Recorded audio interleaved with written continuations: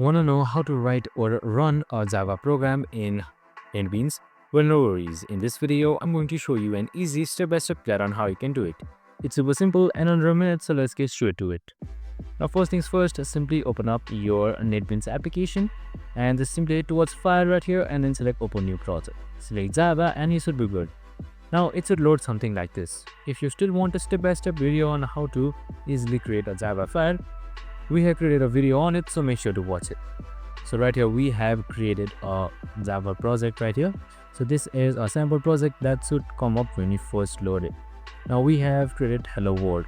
Now in order to run it, you can just simply select a run right here and then select a run project for test project for start. Now once the loading is done, your results should be shown on the screen right here. And that's it, super simple and easy. So if there are any errors as well, it should show something like this. I hope this video helped. If it did, make sure to like, subscribe and tune in with us for more of these videos.